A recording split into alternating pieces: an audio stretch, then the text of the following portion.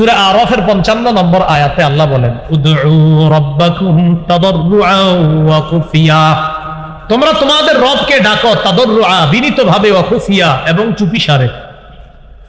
আপনারা মাঝে মাঝে একটু চুপিসারে দোয়া করেন, এক তো সবার সাথে করেন, মাঝে মাঝে একটু চুপি চুপিও দোয়া করবেন। জাকারিয়া নবী চুপিসারে দোয়া করতেন আল্লাহর কাছে। এই দোয়ার প্রশংসা করে আল্লাহ কোরআনে আয়াত নাজিল করে এই উম্মতকে এই দোয়ার কথা জানায় দিয়েছে। সূরা মারিয়ামের 3 নম্বর আয়াতে আল্লাহ বলেন, ইয নাদা রাব্বাহু নিদাআন খাফিয়া, জাকারিয়া নবী যখন তার রবকে গোপনে ডাকলেন, মুফাসসিরিন কেরাম বলেন আখফাহু লিআন্নাহু আহাব্বু ইলাল্লাহ, জাকারিয়া নবী তার রবকে হালকা আওয়াজে গোপনে ডাকার কারণ হলো গোপনে রবকে ডাকলে রব সবচেয়ে বেশি খুশি হয়। এজন্য মুসলিম শরীফের হাদিসে আসছে, ইরবাউ আলা আনফুসিকুম, নিজেদের প্রতি সদয় হও, ফাইন্নাকুম লাইসা তাদউনা আসাম্মা ওয়ালা গায়িবা, তোমরা এমন রবকে ডাকছো না যে রব বধির আর যে রব অনুপস্থিত, এমন রবকে তো তোমরা ডাকছো না, বরং ইন্নাকুম তাদউনা সামিআন কারীবা, এমন রবকে ডাকো যেই রব শুনে, যেই রব অতি নিকটে। কয় কত নিকটে? সাহাবীরা নবীরে বললেন, আকারিবুন রব্বুনা ফানুনাজিহি আম বাঈদুন ফানুনাদিহি, হুজুর আমাদের রব কি কাছে যে তাকে আস্তে ডাকবো, নাকি আমাদের রব দূরে যে তাকে জোরে ডাকবো? তখন আল্লাহ সূরা বাকারার 186 নম্বর আয়াত নাজিল করে জানায়া দিলেন, ওয়া ইযা সাআলাকা ইবাদি আন্নী ফাইন্নী কারীব, আমার বান্দারা যখন আমার ব্যাপারে জিজ্ঞাসা করে আমি তাদের কোথায়, আপনি বলবেন ফাইন্নী কারীব, আমি নিকটেই, তাদের অতি নিকটে আছি। তাহলে আল্লাহ আমাদের অতি নিকটে। এই জন্য আল্লাহর কাছে মাঝে মাঝে একটু চুপিসারেও দোয়া করবো, বলেন ইনশাআল্লাহ। চুপিসারে একটু দোয়া করবো তো ইনশাআল্লাহ। মাঝে মাঝে চুপে চুপে নিম্ন আওয়াজে হালকা আওয়াজে দোয়া করবেন, আল্লাহ তৌফিক দান করেন। এগুলো মুখের ইবাদত। নাম্বার কত? মুখের ইবাদত গেল। আচ্ছা, মুখের আরেকটা ইবাদত বলেন, জিকির করা। জিকির করা কি? মুখের ইবাদত। তাহলে কোরআন তেলাওয়াত করা, দোয়া করা, জিকির করা মুখের ইবাদত। সূরা আরাফের 205 নম্বর আয়াতে আল্লাহ বলেন, ওয়াযকুর রাব্বাকা ফি নাফসিক, তুমি তোমার রবকে স্মরণ করো মনে মনে, তাদাররুআ, বিনীত হয়ে, ওয়া খীফা, ভয় ভীতি নিয়ে, ওয়া দুনাল জাহরি মিনাল কওল, অনুচ্চ সুরে, বিল গুদুবি ওয়াল আসল, সকাল সন্ধ্যায় তুমি তোমার রবকে স্মরণ করো মনে মনে, বিনীত ভাবে, ভয় ভীতি নিয়ে, অনুচ্চ সুরে তুমি তোমার রবকে স্মরণ করো সকাল সন্ধ্যায়। তুমি গাফেলদের অন্তর্ভুক্ত হও না। সহিহ বুখারীর 660 নম্বর হাদিসটা মনে রাখবো। আর আজকে রাত্রে 3টা বা 2টায় যদি ঘুম ভেঙে যায়, তখন হালকা কিছু সময়, আজকে থেকে যতবার ঘুম ভাঙবে কিছু সময় হইলো, একবার হইলো আল্লাহরে স্মরণ করুন। রাজি আছেন ইনশাআল্লাহ? আল্লাহ তৌফিক দান করেন। এটা কিভাবে? ঘুম ভেঙে গেছে, আপনার ইস্তেঞ্জার বেগুস, আপনার বিবি ঘুমায়, সন্তান সবাই ঘুমায়, ইস্তেঞ্জা করতে গেলেন, বাইর হয়ে দেখলেন সব ঘুমায়, আপনি যে বুদ্ধি করে বলবেন ওই সময় সবাই ঘুমায়, একটু আল্লাহরে চুপে চুপে স্মরণ করি। তখন আল্লাহরে বললেন সুবহানাল্লাহ, আলহামদুলিল্লাহ, লা ইলাহা ইল্লাল্লাহ, আল্লাহু আকবার। অথবা আপনি বললেন আউযু বিল্লাহি মিনাশ শাইতানির রাজীম, বিসমিল্লাহির রহমানির রহিম, কুল হুয়াল্লাহু আহাদ, আল্লাহুস সামাদ, লাম ইয়ালিদ ওয়া লাম ইউলাদ ওয়া লাম ইয়াকুল লাহু কুফুয়ান আহাদ। এই চুপি চুপি আস্তে আস্তে করবেন, কারো ঘুম যেন ডিস্টার্ব না হয়। আল্লাহ কত খুশি হবে চিন্তা করেন, সবাই ঘুমায়, আমার বান্দা আমার নাম করে। এই মুখের এই জিকির।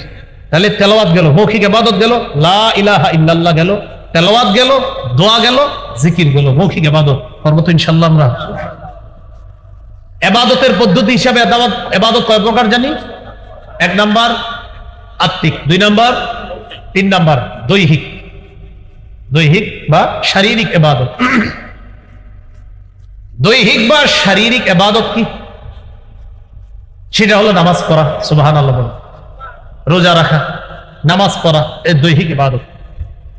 এই দৈহিক ইবাদত যে ইবাদতে শরীর নড়াচড়া করে, শরীর নড়াচড়া করে, যেমন সূরা হজের 77-78 নম্বর আয়াত, 17 পারার শেষ পৃষ্ঠা, ইয়া আইয়ুহাল্লাযীনা আমানু রুকউ, হে ঈমানদারগণ রুকু করো।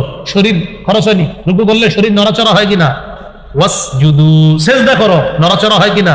ওয়া'বুদু রাব্বাকুম, রবের ইবাদত করো। ওয়াফআলুল খায়র, কল্যাণ কাজ বেশি বেশি করো, ভালো কাজ। লাআল্লাকুম তুফলিহুন, যাতে তোমরা সফলকাম হও। তিরমিজির একটা হাদিস শুনেন, 2466 নম্বর হাদিস, 2466। এই হাদিসটা হাদিসে কুদসি। عن أبي هريرة رضي الله تعالى عنه قال قال رسول الله صلى الله عليه وسلم إن الله تعالى يقول ইয়াকুল ইয়া ইবনা আদম, আল্লাহ পাক রব্বুল আলামিন বলেন, হে আদম সন্তান, হে আদম সন্তান, তাফাররাগ লিইবাদাতি, তুমি আমার ইবাদতের জন্য একটু চেষ্টা মুজাহাদা করো, যথাসাধ্য চেষ্টা করো আমার ইবাদতের জন্য।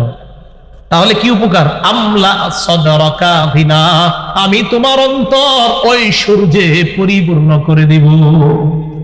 তুমি আমার ইবাদত যথাসাধ্য ভাবে চেষ্টা করো, আমার ইবাদত করো। আমলা সদরকা গিনা, তোমার এই অন্তর, তোমার এই বুক, তোমার এই বুকটা আমি আল্লাহ ধনাঢ্যতায় পরিপূর্ণ করব। তাহলে কি বললো আল্লাহ? তুমি আমার জন্য ইবাদত করো, যথাসাধ্য চেষ্টা করে তোমার অন্তরটা আমি আল্লাহ ওই সূর্যে টাকা পয়সা ধন সম্পদ দিয়ে পরিপূর্ণ করে দিই। আর কি করব? ওয়া আসুদ্দা ফাকারাকা, তোমার দারিদ্রতা আমি আল্লাহ দূর করে দিব। ওয়া ইল্লা তাফআল, তুমি যদি ইবাদত না করো, আমার ইবাদত না করে যদি শুধু খালি টাকার পিছে দৌড়াও, এজন্য তো ইবাদত করো।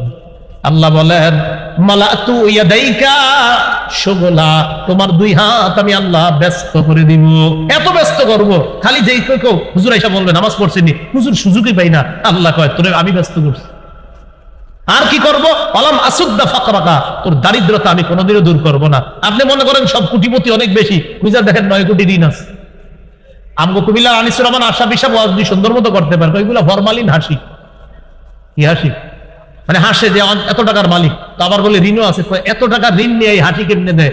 সুদের টাকা, যে ব্যক্তির কাছে সুদে ব্যাংক টাকা পায়, আনিসুর রহমান আশা পিসাব একটা বয়ান আছে দেখবেন, সেখানে কয় হ্যাঁ হাসি কেমনে, এই টাকা সুদের টাকার বোঝা মাথায় নিয়ে এই লোক হাসে কেমনে?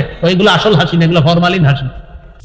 আমি আল্লাহ লাকাদিরুনা আলাল ইত্তিসা আকসার মিন ইত্তিসাইস সামা, তোমরা যে আসমান দেখো, এই আসমান যত প্রশস্ত দেখো, এর চাইতেও আরো প্রশস্ত কিছু নির্মাণ করতে আমি আল্লাহ সক্ষম, আমি আল্লাহ ক্ষমতা রাখি। এটা হলো লামুসিউনের আর একটা তাফসীর। ইমাম মুজাহিদ রহমতুল্লাহি আলাইহি তাফসীর করেছেন, ইন্না লামুসিউনা আই ইন্না লাকাদিরুনা বিখালকি সামাইন বিমিসলিহা, যে আসমানটা তোমরা তাকায় দেখতেছো, এই জাতীয় আরো আসমান বানাইতে আমি আল্লাহ সক্ষম, আমার কাছে কোনো ব্যাপার না, আমি আল্লাহ এটার ক্ষমতা রাখি। তাহলে আসমান বানিয়েছেন কে?